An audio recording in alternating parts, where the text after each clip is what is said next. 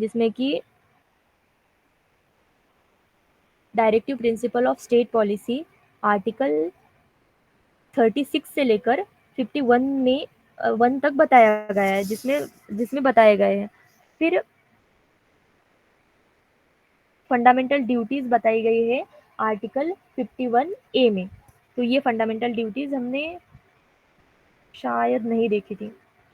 तो fundamental duties हम देख लेंगे, जो कि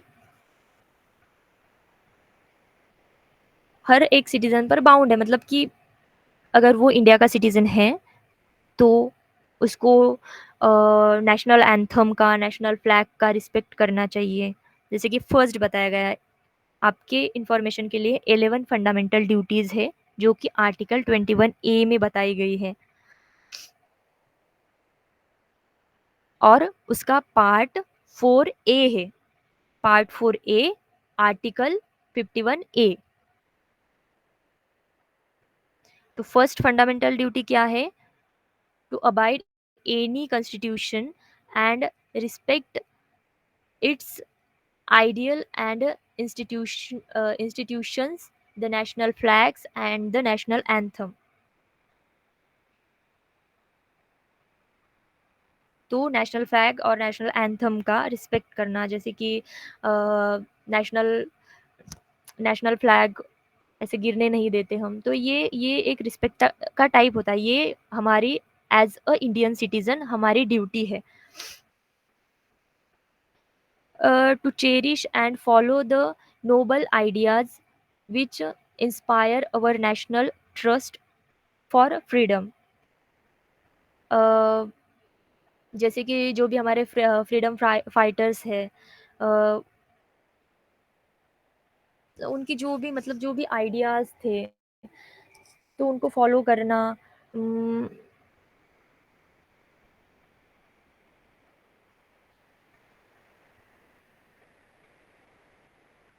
to uphold the to uphold and protect the sovereignty, unity and integrity of India. हमें क्या करना है? सोवर्निटी, यूनिटी एंड इंटीग्रिटी को प्रोटेक्ट करके रखना है। To defend the country and render national service when call up to do so. अगर war के टाइम पर आपको बोला गया कि देश को बचाने के लिए ये करना है, तो तब हमें ये करना चाहिए। मतलब जब देश को हमारी ज़रूरत हो तो देश के लिए काम आना चाहिए, in short. To promote harmony and the spirit of common brotherhood among all the people of India, trans, trans, trans, transcending religious, linguistic, and regional or sectional diversities, to renounce practice derogatory to the dignity of women। Women की dignity को promote the harmony and spirit to common brotherhood. मतलब बंधु भाव बनाकर रखना है, झगड़ा वगैरह नहीं करना है।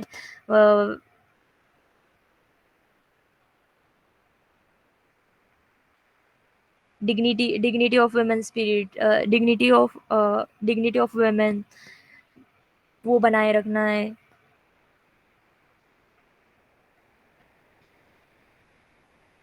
To value and preserve the rich heritage of our composite culture. जो भी हमारा हेरिटेज है, जो भी हमारा कल्चर है, उसको बनाए रखना है, उसको प्रमोट करना है।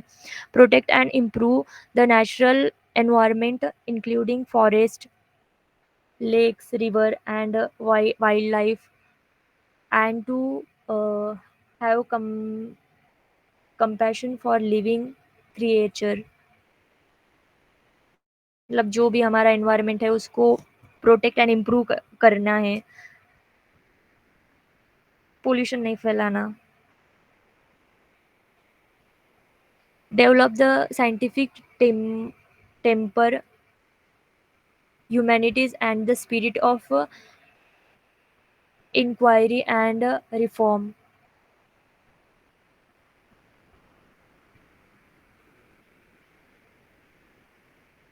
मतलब ऐसे कि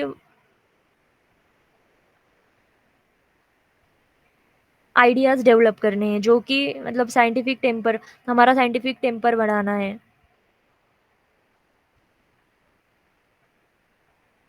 to safeguard public property and एड्यूअर वायलेशन। पब्लिक प्रॉपर्टी का ये करना है, सेफगार्ड करना है, मतलब उसको वो ये नहीं करना है, उसको तबाह नहीं करना है, उसको प्रोटेक्ट करके रखना है।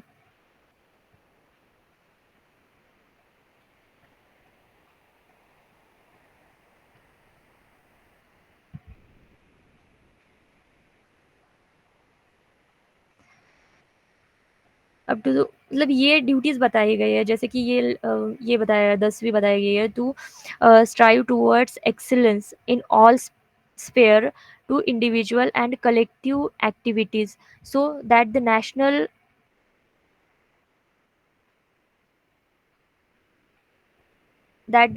nation constantly rise to higher level for endeavor and achievements।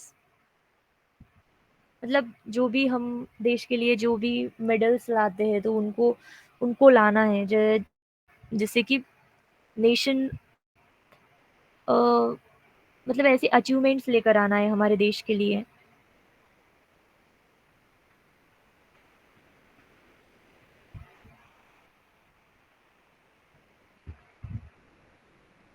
जैसे कि पेरेंट्स है, तो उनको चिल्ड्रंस के लिए अपॉर्चुनिटी देनी है एजुकेशन में, age between the age 6 to 14 years के लिए। तो ये तो मतलब यहाँ से हटाकर इसमें डाल दिया, फंडामेंटल राइट में डाल दिया है 21A में। अब जो आता है ना, वो प्रेसिडेंट का पार्ट है, मतलब यूनियन का पार्ट है इन शॉर्ट। तो इसमें ना प्रेसिडेंट और वाइस प्रेसिडेंट बताए गए हैं। जैसे कि अगर स्टेट का नीचे बताया गया है, तो स्टेट में गवर्नर गवर्नर बताया गया है। तो प्रेसिडेंट का इन्होंने अपॉइंटमेंट से लेकर उसको क्या-क्या अलाउंसेस मिलते हैं, फिर उसका अपॉइंटमेंट कैसे होता है, फिर उसका टेन्योर क्या होता है। तो हमें इसमें क्या-क्या याद रखना है। पहले तो प्रेसिडेंट आर्टिकल मतलब पार्ट 5 में आर्टिकल 32 में बताया गया है, the president of India, there shall be a president of India. तो वो आर्टिकल आपको 52 याद रखना है।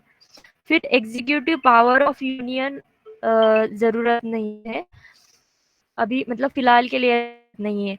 इलेक्शन ऑफ प्रेसिडेंट ये प्रोसेस है, बहुत बड़ा प्रोसेस है, इसकी भी हमें ज़रूरत नहीं है। Then manner of election of president, मतलब कैसे होता है लेजिस्लेटिव असेंबली स्टेट, मतलब कैसे-कैसे मतलब कहाँ पे कितने वोट्स आते हैं, वो इनडायरेक्ट इलेक्शन होता है, डायरेक्ट इलेक्शन नहीं होता है प्रेसिडेंट का। तो वो प्रोसीजर बताया गया है इसमें। फिर terms of office of president तो आपको पता होना चाहिए।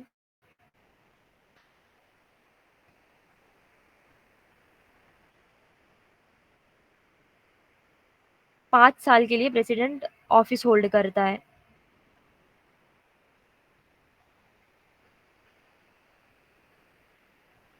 और अगर इसमें ऐसा होता है कि जब अगर कोई प्रेसिडेंट है, तो वो उसका जो मतलब ये होता है, रेज़िग्नेशन होता है, वो वाइस प्रेसिडेंट को हैंड ओवर करता है।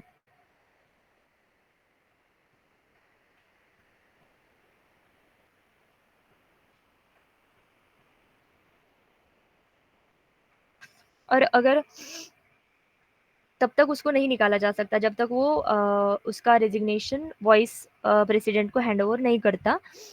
अ, अगर कोई प्रेसिडेंट जो कि कॉन्स्टिट्यूशन का वायलेशन करता है, तो उसको निकाला जा सकता है by the process of impeachment. तो ये जो इम्पीचमेंट प्रोसेस होती है, ये बहुत लंबा प्रोसीजर है। उसको फुल मेजॉरिटी चाहिए, मतलब फुल 1/4 मेजॉरिटी चाहिए उसके मतलब अगर किसी का इम्पीचमेंट करना है तो उसके लिए भी वोटिंग होती है कि करना है या नहीं करना है। तो ये जो इम्पीचमेंट प्रोसेस है आर्टिकल 61 में बताया गया है। तो कैसे निकाल सकते हैं जो भी बड़ी-बड़ी हायर अथॉरिटीज़ है जैसे कि प्रेसिडेंट हुआ, वाइस प्रेसिडेंट हुआ, देन अ, हा जजेस ऑफ हाई कोर्ट्स, जजेस ऑफ सुप्रीम कोर्ट्स तो इनका इनको कोई निकाल नहीं सकता। मतलब निकाल सकता है by the process of impeachment but ऐसे ही किसी को नहीं निकाला जाता। इनके लिए एक कमेटी बिठाई जाती है, फिर राज्यसभा में, लोकसभा में ये होता है वोटिंग होता है कि बिठाना है या मतलब करना है इम्पीचमेंट या नहीं करना है इसके लिए और फिर वो होता है। द प्रेसिडेंट शाल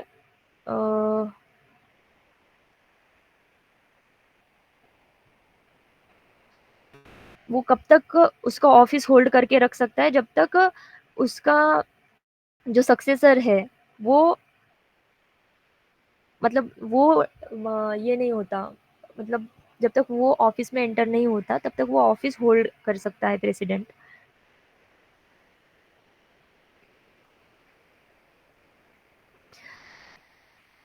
और जब मतलब ये तो पता ही होगा आपको कि जो वाइस प्रेसिडेंट होता है वही राज्यसभा का स्पीकर भी होता है। तो जब भी प्रेसिडेंट किसी कारणवश अब्सेंट होता है या फिर उसको कोई हेल्थ इशू होता है तो उसके बिहाफ पर वॉइस प्रेसिडेंट डिसीजन लेता है।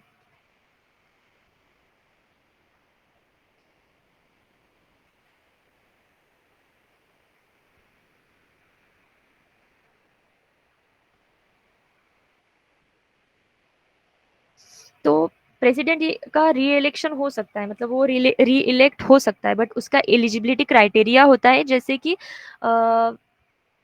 एज क्राइटेरिया होता है उसका तो वो एज क्राइटेरिया देखा जाता है और उसको री-इलेक्ट हम कर सकते हैं। तो qualification for re-election as a president तो क्या क्वालिफिकेशन मतलब होती है नॉर्मली ये सिटीजन ऑफ इंडिया होना चाहिए has complete the age of 35 years qualified for election as a member of the House of People मतलब किसी भी हाउस में वो मेंबर मतलब होना चाहिए राज्यसभा का मेंबर होना चाहिए या फिर लोकसभा का मेंबर होना चाहिए पर वो मेंबर होना चाहिए।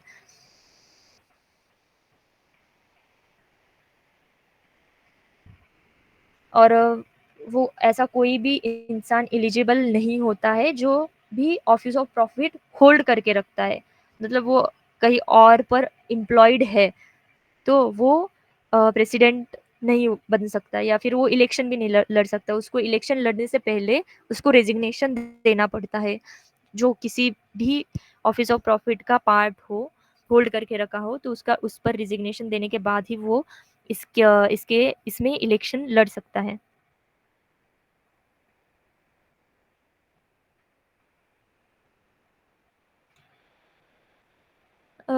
तो इसमें तो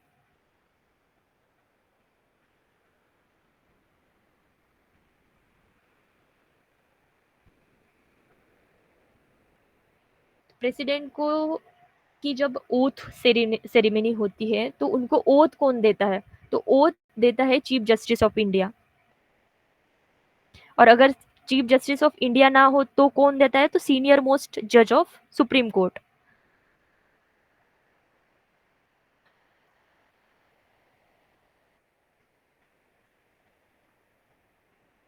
ये यहाँ पर 61 में प्रोसीजर ऑफ इम्पीचमेंट दिया गया है बट ये हमें अभी नहीं बढ़ना है इसमें नहीं पूछा जाएगा कि प्रोसीजर ऑफ इम्पीचमेंट क्या होता है। अब वॉइस प्रेसिडेंट किसमें दिया दिया गया है 63 में दिया गया है तो इसका भी ऐसा नहीं पूछा जाता बट ये पूछ सकते हैं कि राज्यसभा का मतलब राज्यसभा का जो स्पीकर होता है वही आपको ये पता होना चाहिए कि राज्यसभा का जो स्पीकर होता है वही वॉइस प्रेसिडेंट भी होता है। Council chairman of the council of state, ex officio chairman of council of state.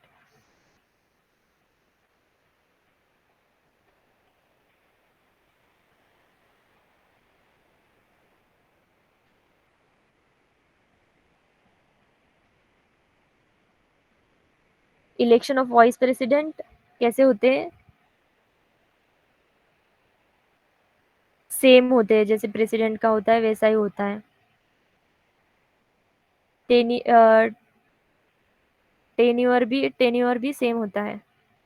अ, और एक क्वेश्चन आपको, एक इंटरेस्टिंग क्वेश्चन आपको पूछना चाहती हूँ। मुझे बताइए कि राज्यसभा और लोकसभा में क्या डिफरेंस होता है? कोई भी बताइए। उम, कोई भी बता सकता है, राज्यसभा और लोकसभा में क्या डिफरेंस होता है? लोकसभा के डायरेक्ट इलेक्शन होता है, राज्यसभा हाँ, इनडायरेक्ट इलेक्शन। और?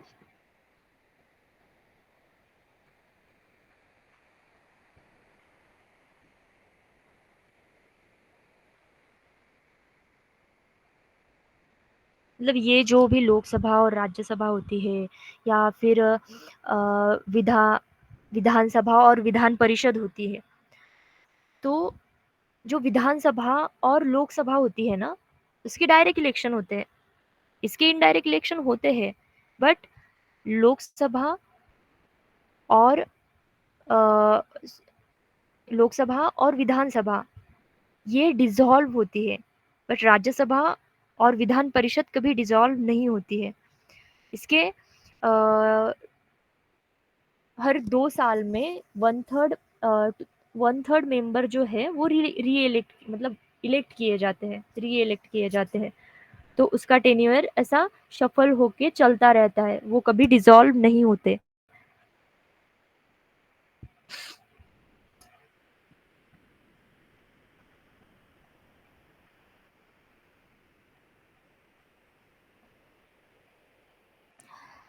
वॉइस प्रेसिडेंट को ये कौन देता है, ओथ कौन देता है? प्रेसिडेंट देता है। और जो भी जजेस ऑफ सुप्रीम कोर्ट्स होते हैं और हाई कोर्ट्स होते हैं, उनको भी जो ये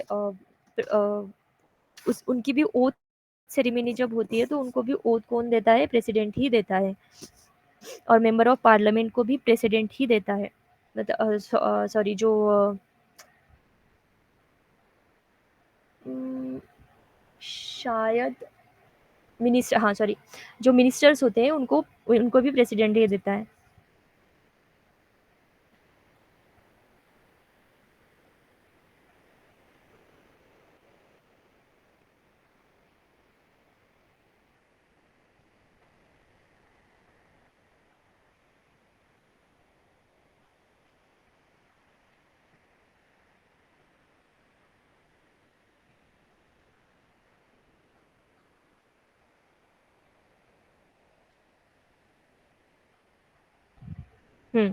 काउंसिल ऑफ मिनिस्टर्स, ओथ कौन देता है? Appointed by the president. उनको भी प्रेसिडेंट ही अपॉइंट करता है। इसमें ज़्यादा ऐसे डिटेल में नहीं पूछा जाता, बस उनको कि उनका टेन्योर क्या होता है, फिर एलिजिबिलिटी क्राइटेरिया क्या होता है। अगर कोई प्रेसिडेंट है, तो उसको उसका एलिजिबिलिटी, अगर उसको इलेक्शन में खड़ा रहना है, तो वो उसको क्या एलिजिबिलिटी क्राइटेरिया है? वो तो सिटीज़न होना चाहिए। फिर और क्या क्या एलिजिबिलिटी क्राइटेरिया है? एज क्राइटेरिया कंसिडर किया जाता है।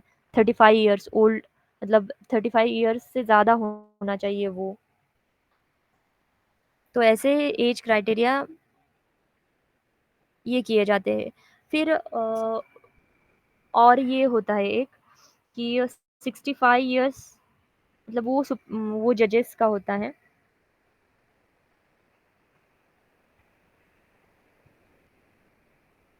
और एक किसको प्रेसिडेंट ये देता है?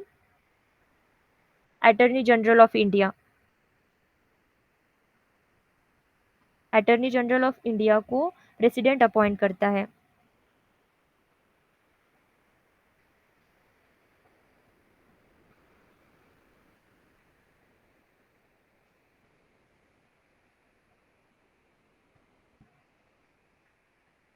अटॉर्नी जनरल ऑफ इंडिया का काम क्या होता है?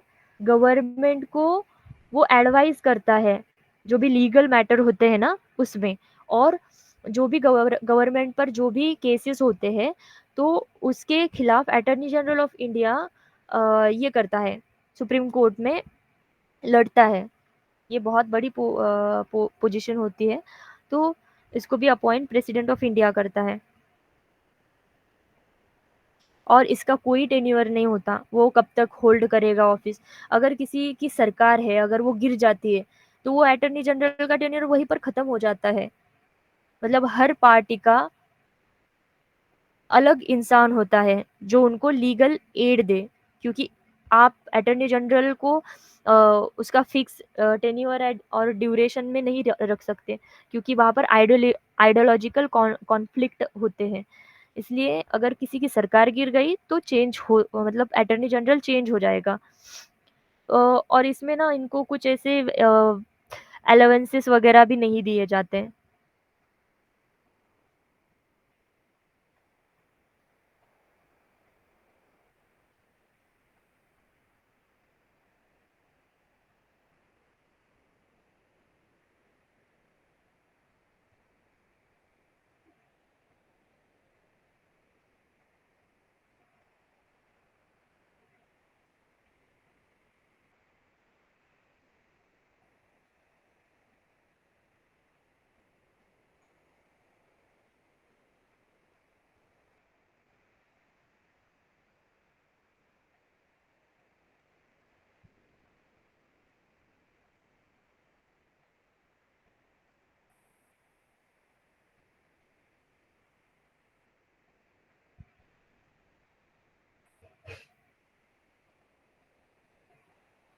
अ, अब तक किसी को कुछ क्वेश्चन हो तो आप पूछ सकते हो। President, vice president, then council of minister, then attorney general of India, fundamental duties, कुछ भी पूछ सकते हो। इसमें जितना बताया है ना उतना ही ऊपर ऊपर आएगा, क्योंकि कॉन्स्टिट्यूशन से टोटल क्वेश्चन ही 5 आएंगे, तो इतने डीप डीप में तो आपसे नहीं पूछेंगे कि बताइए इम्पीचमेंट प्रोसेस क्या होता है, कितना मेजोरिटी लगता है, फिर कितनी बार मेजोरिटी काउंट किया जाता है, ये तो नहीं पूछेंगे आपसे।